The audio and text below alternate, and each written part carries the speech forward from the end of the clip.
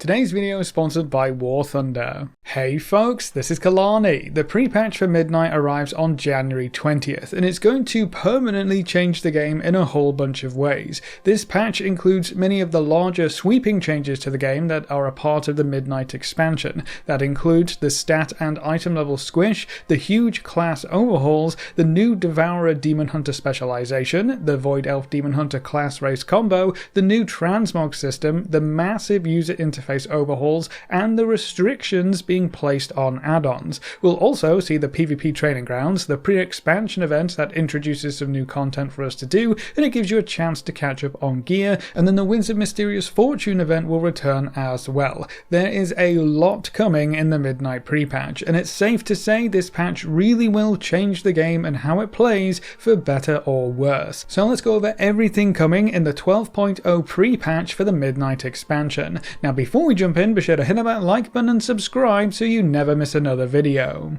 When you first log in after the pre-patch goes live, things are going to look and play very differently. To start with, we have the stat squish and item level squish. All numbers are going to be much smaller after the squish happens, so where you might hit for hundreds of thousands with your filler spells and millions with your big hitters in the current live patch, after the pre-patch goes live, that will all get smushed down to thousands per hit. Obviously, monster health will be getting reduced at about the same rate, so kill times shouldn't be affected too much, and our health will see a drastic reduction as well. When copied over to the PTR, my mage has less than 100,000 health, just to give you a rough idea of what to expect. This includes the item level of all gear too, so if you log in and wonder why your item level is suddenly below 200, the game didn't break, you didn't lose all your hard-earned gear, everything just got squished down, so we don't end up way over item level 1000 anytime soon. Depending on your item level before the pre-patch hits, you'll probably be in the 100 to 150 item level range.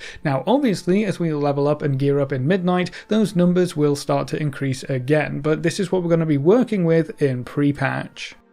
It's not just numbers that are changing though. The massive class overhauls coming in the Midnight expansion actually go live with pre-patch, so we'll have just over a month to get used to the changes before the expansion itself launches. These might be the largest changes that we've seen across the board in a very long time. Many specializations have been completely reworked, almost everyone will have far fewer abilities available to them, talent trees have been rearranged with the vast majority of talents becoming passive, and even a handful of hero talent trees were overhauled as well. As a rough template, you'll probably have 3 to 4 rotational spells, 1 or 2 major cooldowns, a handful of defensive abilities, and some utility spells thrown in for good measure. And that's kind of it. Some classes actually only have 3 rotational spells and 1 cooldown. So when we say things like this will be quite a bit simpler overall, we really mean it. Combat really is going to change. A lot of proc or buff based gameplay has been simplified, and more power will lie within your core rotation, so that should make it easier to keep track of everything, and you shouldn't need add-ons like weak auras or rotation helpers to kick out some decent damage. Now if you're not too sure how your class or spec is changing, I would highly recommend you read through the current patch notes to get a feel for what's being removed and what's sticking around. They are very long at this point, so you can also copy your character to the PTR and play around with the changes there. That's probably going to give you a better idea of whether you're going to like the changes or not. Now before we continue, today's video is sponsored by War Thunder, the most comprehensive vehicle combat game ever made that you can play for free on PC and consoles. With over 2,500 tanks, planes, helicopters and ships from 10 major nations that span over 100 years of technological advancements, you're sure to find something that fits your preferences, and you can fly or drive all of them with just a mouse and keyboard or a controller. The intricate details of each vehicle and authentic sound effects make for an incredibly immersive experience, and there's a thriving worldwide community of over 95 million players to battle alongside. A new mobile version available on iOS and Android lets you take the battlefield with you wherever you go, with intuitive controls, impressive graphics, and the familiar massive multiplayer warfare you'd expect from War Thunder. So click the link in the description to check out War Thunder today, and if you're a new player or haven't played in 6 months, you'll receive a free bonus pack for PC and console that includes premium vehicles, in-game currency, and 7 days of premium account. Now getting back to the video, we'll also be able to play the new Devourer DH Specialization in the pre-patch, so as soon as January 20th hits you can tinker about with this brand new spec. Devourer Demon Hunters channel the power of the Void to fuel their attacks, so expect a lot of purple in your spells, animations, talents, spell icons. It's pretty much all bluey purpley cosmic goodness. Devourer is also special because it's a mid-range spec first and foremost, so you have about the same range as Devastation Evokers, but even though you will be casting some spells, most of them can be cast while moving, so you have the freedom of movement of a melee, but the safety and ease of play of a ranged. The only other spec that really benefits from both styles of play like that is Beast Mastery Hunter, so Devourer could be very strong simply due to their toolkit. You'll get a Void I-Beam, some really cool scythe attacks, a Void Metamorphosis for your major cooldown, and you also get to drop Cosmic Stars on your foes' heads. It's a lot of fun to play around with, and it's always exciting when we get a new class or spec added into the game. That's not the only update coming through for Demon Hunters. They will also be getting a new race class combo. When the pre-patch goes live, you'll be able to make Void Elf Demon Hunters after completing a short questline. You can start the questline in Dornagal right next to the flight path. Just talk to this floating purple orb messenger, and that will lead you on an adventure to discover how Void Elves learned the secret arts of the Demon Hunters.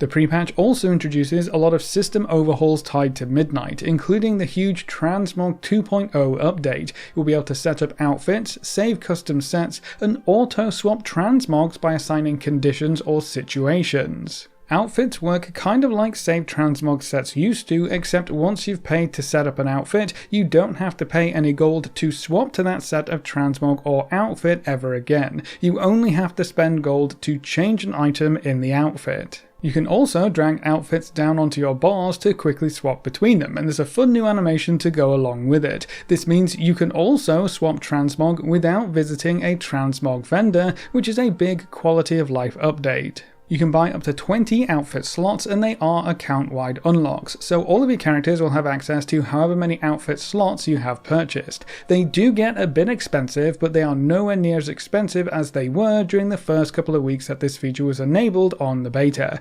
Now, where this system really starts to shine is with the situations. You can assign different situations to different outfits, so your character can automatically swap between your outfits depending on where you are or what you're doing. You can set up different locations, different movement options like unmounted, swimming, ground mounts, or flying mounts. You can set up different outfits for each specialization and even each talent set that you have saved, as well as equipment sets. So whenever you change any of these parameters, your character can auto-swap transmog sets. It's really fun to have one set for exploring the world, one set for relaxing in a rested area, or a different set for your house. You can set up a cool riding set for flying mounts, or just set up different transmogs for being a fire mage versus a frost mage, or that kind of thing. It does take a little bit of setup, but I think this new transmog system has a lot of potential. You can also save custom sets just like the old system, and being able to preview items in a larger window is much nicer as well.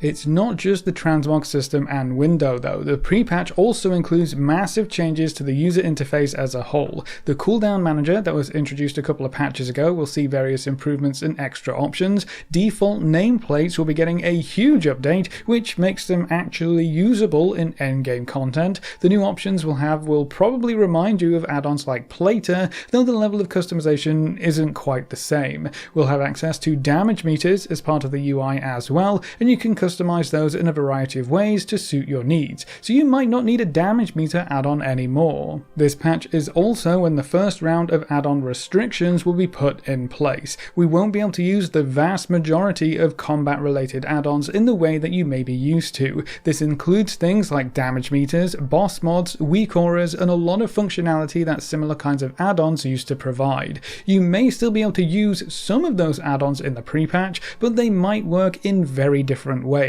I don't think we'll have the full picture of how add-ons are going to work until the Midnight expansion actually launches, so be ready for a bit of a rocky ride when pre-patch goes live. We're also going to see the PvP training grounds added into the game, which let you explore the Arathi Basin, Silver Shard Mines, and battle for Gilneas battlegrounds against a team of NPC enemies. It's a lower stakes, easier experience which should hopefully let you get a bit more confident with your class and its toolkit before you jump off the deep end and go up against players. It also gives you a chance to learn battleground rules and layouts, how classes can work together in PvP scenarios, and what classes you do well or poorly against. Learning the ropes for PvP specifically has always been kind of hard. It's never fun trying to learn how something works while your team is getting stomped into the ground, so this should provide a good platform to get those basics locked down so you have a higher chance of actually enjoying PvP if you do decide to play it. The training grounds should be a great addition to the game, and I'm very interested to see how it pans out. Now that covers most of what's arriving on January 20th when the patch goes live, but a week later, on January 27th, the Midnight Pre-expansion event will start up that includes some additional story quests, new activities, some fun new rewards, and a chance to catch up on gear. The event starts with a quest in your capital city. Cultists of the Void are hiding amongst the common folk, spreading lies and corruption, so it's up to us to investigate why they've popped up now and where their base of operations may be. That investigation takes you to the Twilight Highlands, which is the staging ground for the main parts of this event. Taking part in various activities will reward you with an event-specific currency called Twilight Blades Insignia, which you can spend for a variety of rewards that we'll get to in just a moment. You can complete new world quests in the Twilight Highlands zone that ask you to take care of cultists, collect important materials, and push back the Void incursion. It looks like we'll have up to 4 world quests active at any time, and each one rewards you with 10 insignias. The expiration timers or duration timers for each world quest are quite staggered, so we may see 1 new world quest per day or something like that. You'll also see rares pop up on your map periodically, and these are kinda like mini-events. Each rare will require you to fill up the bar by killing mobs and destroying objects, then you need to kill some summoners or channelers, and then you finally get to attack the actual rare of this event. Each rare has a chance to drop a piece of Warbound champion gear and should drop 1 insignia to add to your collection. If you defeat every rare during the event, you will earn the 2 minutes to midnight achievement, which rewards you with the Thorn of Twilight title and the Light Forged mech suit mount, which is a very cool light-themed recolor of the diamond mech suit. And then there are 2 weekly quests to pick up. One asks you to kill a few rares, which should be fairly easy to complete, and then the other one requires you to get credit for 8 world quest completions or rare kills. Both weekly quests reward you with 40 tokens each, so they're going to be a good way to stockpile this new currency. There are 2 main vendors for this currency. One offers up a bunch of cosmetic rewards, including cultist weapon and armor transmog ensembles. There are quite a few decor rewards to pick up, including a very cool Blood Elf lounging chair, so if you like the look of that, be sure to pick that up. There's the retrained Skyraiser mount, which is very ominous, a handful of pets, and a Twilight's Blade tabard. The other vendor sells the catch-up gear, and this is the same stuff as what the rares can drop from what I've seen, so you have full armor sets for every armor class and a good selection of weapons to pick and choose from. Everything starts at 1 of 8 champion, which is now item level 121 in the pre-patch, so that's going to take a little bit of time to get used to, but all of this gear is also warbound, so you can trade it amongst your alts and your other characters freely, making this event a great chance to get all of your characters geared up and ready for midnight. Because this is the same gear that the rares can drop, you can farm the gear without spending your tokens, or you can spend the tokens at the vendor to target specific items and get exactly what you want. So you have a couple of options for catching up with gear in the pre-patch. And just in case you still needed to level up some alts, the Winds of Mysterious Fortune event will start up once again. I would expect this to last pretty much until midnight launches, and the event offers you a few ways to get bonus experience gains and speed up leveling. But that's everything coming in the Midnight Prepatch on January 20th, and the new content coming a week later on January 27th, so that's it for this video. What are you most looking forward to in the Prepatch? The huge class changes, the big number squish, or maybe the removal of most add-ons?